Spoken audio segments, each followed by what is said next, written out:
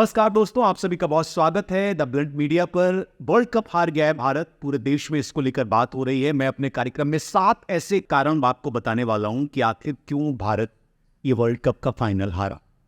बहुत सारी खबरें हैं। कपिल पाजी को नहीं बुलाया गया, उनको इन्विटेशन नहीं भेजा गया। नरेंद्र मोदी की हंसती हुई तस्वीरें वायरल हो रही हैं। कुछ लोग पनौती कह रहे हैं उनको, कुछ लोग कह रहे हैं कि इसको वानखेड़े ईडन गार्डन में रखना चाहिए था, क्राउड अच्छा नहीं था। बहुत सारे सवाल हैं, लेकिन 7 ऐसे कारण जिसकी वजह से टीम इंडिया पूरे सीरीज, पूरे टूर्नामेंट में बेहतर प्रदर्शन करती रही, लेकिन फाइनल में वो असर दिखाई नहीं दिया, वो करिश्मा दिखाई नहीं दिया। रोहित की कप्तानी में वो बात नजर नहीं आई, विराट बड़े स्लो हो गए, राहुल उस तरह से बैटिंग नहीं कर पा रहे थे, बॉलिंग उस तरह से असर नहीं दिखा पाई। 7 कारण मैं आपको बताऊंगा इस कार्यक्रम में। अहमदाबाद में नरेंद्र मोदी स्टेडियम में रविवार को वो नहीं हो पाया जिसकी उम्मीद 140 करोड़ मुल्क के लोग कर रहे थे। लोगों के दिल टूट गए, आंखें नम हो गई। कई लोग ये मानते हैं कि भारत की जो सांस्कृतिक और धार्मिक डाइवर्सिटी है उसको क्रिकेट जोड़ता है। ऐसे में भारत तीसरी बार वर्ल्ड कप जीत जाता तो ये बड़ी उपलब्धि होती। रोहित शर्मा का नाम स्वर्णिम अक्षरों में लिखा जाता। कप्तान रोहित शर्मा, विराट कोहली, मोहम्मद शमी, अश्विन जैसे खिलाड़ियों के लिए शायद ये आखिरी वर्ल्ड कप, उनके लिए ये कसक कभी नहीं भूलने वाली थी। आप ये तस्वीरें देख रहे हैं, लोगों की आंखें नम हो गई, खिलाड़ियों की आंखें नम हो गई। 20 साल पहले की तरह ये फाइनल भी लगभग एक तरफा साबित हुआ। आपको याद होगा, सचिन, सहवाग, द्रविड़ उस में थे और ऑस्ट्रेलिया ने 42 गेंदें रहते हुए भारत को 6 विकेट से हराकर छठी बार विश्व कप इस बार जीता, और 2003 में भी ऐसा ही हुआ। मैच के बाद पूर्व भारतीय कप्तान सुनील गावस्कर की टिप्पणी में यहां पर आपको बता दूं। उन्होंने लिखा कि मजबूत टीम से हारने में कोई शर्म नहीं है। आज ऑस्ट्रेलिया भारत से बेहतर थी, यानी भारत बेहतर नहीं खेल पाया, अपनी स्ट्रेंथ पर नहीं खेल पाया। कहते हैं कि इतिहास अपने आप को दोहराता है। 20 साल पहले साल 2003 में जोहान्सबर्ग में रिकी पॉन्टिंग की टीम ने सौरव गांगुली की टीम को हराकर तीसरी बार वर्ल्ड कप जीता था। 2003 में रोहित शर्मा की टीम के लिए उस हार का बदला लेकर इतिहास को पलटने का मौका था। 1983 और 2011 के बाद तीसरी बार वर्ल्ड चैंपियन बनने का मौका था। 2003 को अगर आप देखें तो ऑस्ट्रेलिया टीम की तरह फाइनल तक इस बार टीम इंडिया अपराजय रही, उसको कोई हरा नहीं पाया, बहुत बेहतर प्रदर्शन किया। तो आखिर में वो कारण कौन से रहे? जिन 7 कारणों की मैं बात कर रहा हूं उसके बारे में मैं आपको बताऊंगा कि पूरे टूर्नामेंट में दमदार प्रदर्शन करने के बावजूद भारत खिताब नहीं जीत पाया, क्यों? यही नहीं, भारतीय क्रिकेट टीम पिछले 10 साल से आईसीसी का कोई खिताब नहीं जीत पाई। सिर्फ इस वर्ल्ड कप की बात नहीं, एक भी आईसीसी का खिताब नहीं जीता। पहली चीज है, पिच की परख नहीं कर पाई टीम इंडिया, पिच को नहीं परख पाए। पहला था, अहमदाबाद में फाइनल की पिच थोड़ी धीमी थी, सूखी थी, खुश्क। टॉस जीतकर ऑस्ट्रेलियाई गेंदबाज ने पिच का पूरा फायदा उठाया। कप्तान पैट कमिंस ने एक के बाद एक कटर डालकर भारतीय बल्लेबाजों को परेशान किया, यानी पिच का मिजाज नहीं भाप पाए भारतीय गेंदबाज और कप्तान। डेथ ओवर्स में जॉस हेजलवुड और कमिंस ने स्लोअर बॉल और कटर डालकर टीम इंडिया के रन रेट को कंट्रोल किया, उनको बांध दिया, विकेट्स लेते रहे, बल्लेबाज खुल के खेल नहीं पाए, चौके छक्के नहीं लगा पाए। जब ऑस्ट्रेलियाई टीम बल्लेबाजी करने उतरी तो पिच सपाट हो चुकी थी तब तक, और उसकी वजह से भारतीय गेंदबाजों के हाथों से गेंद फिसल रही थी। आउटफील्ड भी पहली पारी की बनस्पत थोड़ा सा तेज हो गया था, यानी अगर आप आउटफील्ड की बात करें तो बहुत तेजी से बाउंड्री लाइन की तरफ बॉल जा रही थी। हालांकि कप्तान रोहित शर्मा ने टॉस के बाद कहा था कि टॉस जीतकर भी वो पहले बल्लेबाजी ही करते। जाहिर है कि भारतीय टीम मैनेजमेंट पिच को पढ़ नहीं पाया और उसके अनुसार योजना नहीं बना पाया। वो समझ नहीं पाया कि कैसे पिच खेलेगी। ये ऐसी बात है जिसके बारे में सोचना चाहिए था। दूसरा कारण, ऑस्ट्रेलिया की बेहतर फील्डिंग।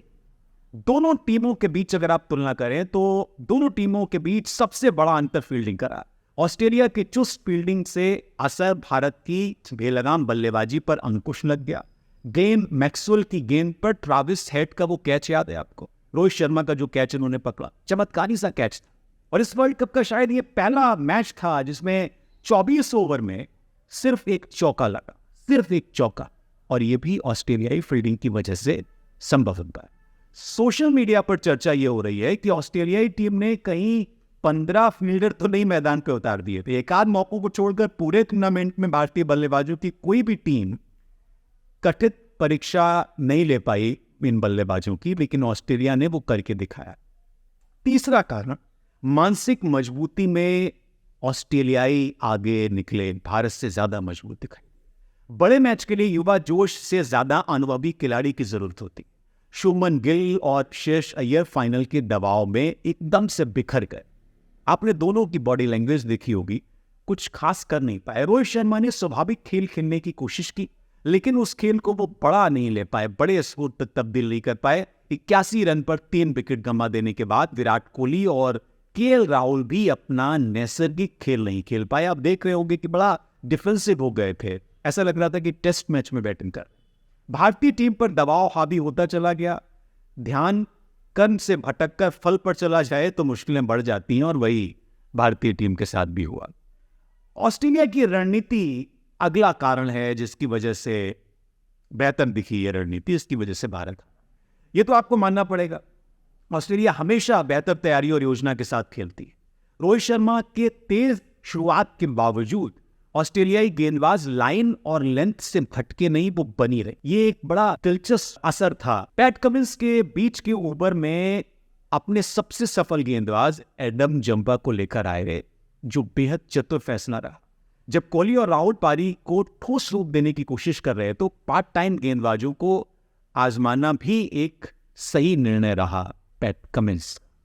दूसरी ओर अहमदाबाद की पिच देखने के बाद कई जानकार रविचंद्रन अश्विन को खिलाए जाने की बात कर रहे थे, मगर टीम ने विनिंग कॉम्बिनेशन से छेड़खानी करने का जोखिम नहीं लिया। ये आप कह सकते हैं जब हार गए हैं कि ये फैसला किया जा सकता था। अब तक बीच के ओवरों में रविंद्र जडेजा और कुलदीप यादव कामयाब रहे थे, तो रोहित शर्मा ने शायद सोचा कि फाइनल में भी ऐसा होगा, लेकिन फाइनल में दोनों गेंदबाज फीके साबित हुए। जडेजा बाएं हाथ के बल्लेबाज ट्रेविस हेड को राउंड द विकेट बॉलिंग कर रहे थे। यह भी एक सोचने वाली बात। जानकार इसे रक्षात्मक अप्रोच कहते हैं, यानी डिफेंसिव बॉलिंग की जा रही थी। कुलदीप और जडेजा ने मिलकर अपने 20 ओवर में 99 रन लुटाए और एक भी विकेट नहीं लिया। दोनों गेंदबाजों ने एक भी विकेट नहीं। ऑस्ट्रेलिया की आक्रामक शुरुआत भी एक बड़ा कारण है। भारत ने ऑस्ट्रेलिया को सिर्फ 241 रनों का लक्ष्य दिया। छोटे टारगेट के बावजूद ऑस्ट्रेलियाई सलामी बल्लेबाजों ने बेहद तेज शुरुआत की और पहले ही ओवर में, यानी पहले 2 ओवर में ऑस्ट्रेलिया ने 28 रन ठोक दिए। इससे भारतीय गेंदबाजों को हावी होने का मौका नहीं मिल पाया। वैसे भी ऑस्ट्रेलियाई बल्लेबाजी कभी भी ताश के पत्तों की तरह फड़फड़ाती नहीं। टीम आखिरी दम तक हार नहीं मानती और ये ऑस्ट्रेलिया की स्ट्रेंथ मानी जाती। एक ये कारण भी है क्योंकि अफगानिस्तान के खिलाफ 91 रन पर 7 विकेट गंवाने के बाद भी ऑस्ट्रेलिया की टीम अगर जीत गई तो आप उसकी इच्छा शक्ति को देख सकते हैं। फाइनल में 47 रन पर 3 विकेट गिर जाने के बाद मार्नस लाबुशेन और ट्रेविस हेड ने अपनी प्लानिंग और बल्लेबाजी में जो दिखाया उससे ये लगा कि ये मैच ऑस्ट्रेलिया क्यों जीत रही। कप्तान रोहित शर्मा ने पावर प्ले के बाद 6 ओवर जडेजा और कुलदीप से डलवाए। हेड और लाबुशेन को इस दौरान जमने का मौका मिल गया। दोनों ने शतकीय पार्टनरशिप की और मुकाबला ऑस्ट्रेलिया के पक्ष में मोड़ दिया। ये कारण जानने इसलिए चाहिए क्योंकि आगे भी इस तरह की सीरीज। और एक और जो कारण है वो घरेलू दर्शकों का दबाव है। अपने दर्शकों के बीच खेलना कई बार उल्टा पड़ जाता है। मैदान में प्रधानमंत्री समेत विशिष्ट अतिथियों की मौजूदगी और 1.25 करोड़ दर्शकों का टीवी और अलग अलग माध्यमों से शोर खेल के परिणाम के बारे में सोचने को मजबूर कर देता है, और शायद ये वजह भी नहीं। इसके अलावा मीडिया उम्मीदों को आसमान पर पहुंचा देता है। सोशल मीडिया आजकल है तो चाहे अनजाए दबाव बनता जाता है। वो दबाव भी टीम इंडिया झेल नहीं पाई। वहीं ऑस्ट्रेलियाई टीम खेल को खेल की तरह खेलती रही। जीत और हार को लेकर उन पर भारत की तरह, भारत के खिलाड़ियों की तरह कोई प्रेशर नहीं। ये एक कारण रहा। और आखिरी कारण जिस पर मैं जोर देना चाहूंगा, व्यक्तिगत प्रदर्शन को तवज्जो। ऑस्ट्रेलिया इस बार भी एक टीम की तरह खेलती हुई नजर आई। कप्तान रोहित शर्मा, विराट कोहली, श्रेयस अय्यर और केएल राहुल जबरदस्त फॉर्म में थे, इसमें कोई दो राय नहीं। टूर्नामेंट में सबसे ज्यादा 765 रन कोहली के बल्ले से निकले। रोहित 597 रनों के साथ दूसरे नंबर पर रहे। वही टॉप 5 में ऑस्ट्रेलिया का कोई बल्लेबाज ही नहीं। डेविड वार्नर छठे पायदान पर। आप सोचिए, वो टीम वर्ल्ड कप जीत गई जिसका बल्लेबाज रन नहीं बना रहा, इतने रन नहीं बना रहा कि वो रिकॉर्ड में आए। बात करें 2003 वर्ल्ड कप की, तो सबसे ज्यादा 673 रन सचिन तेंदुलकर ने बनाए थे। दूसरे नंबर पर सौरव गांगुली थे जिन्होंने 465 रन बनाए। 415 रनों के साथ रिकी पॉन्टिंग तीसरे नंबर पर थे, लेकिन वर्ल्ड कप ऑस्ट्रेलिया ने जीता। और गेंदबाजी में भी कमोबेश वही रहा जो कहानी बैटिंग में रही कि टॉप 5 गेंदबाजों में मोहम्मद शमी और जसप्रीत बुमराह शामिल थे, जबकि ऑस्ट्रेलिया के सिर्फ और सिर्फ एडम जंपा थे जो दूसरे नंबर पर टॉप विकेट लेने वाले थे। और दोनों बार ऑस्ट्रेलिया चैंपियन बना क्योंकि टीम में एक या दो हीरो नहीं थे, कामयाबी में पूरी टीम शामिल थी। पूरी टीम ने एक कलेक्टिव एफर्ट लगाया, अप्रोच लगाया, और वो इस मैदान पर भी जीत गए, यानी अहमदाबाद में भी जीत गए। कारण कोई भी हो, ट्रोलिंग हो रही है, बहुत सारे सवाल उठ रहे हैं, बहुत सारी इस पर बहसें हो रही हैं, लेकिन बात वही है जो 7 कारण मैंने आपको बताए हैं। निश्चित तौर पर ये 7 कारण हैं जिसकी वजह से टीम इंडिया इस बार वर्ल्ड कप नहीं जीत पाई। उम्मीद की जाएगी कि अगली बार, यानी 4 साल बाद, हम एक बार फिर से पूरी दमखम के साथ उतरें।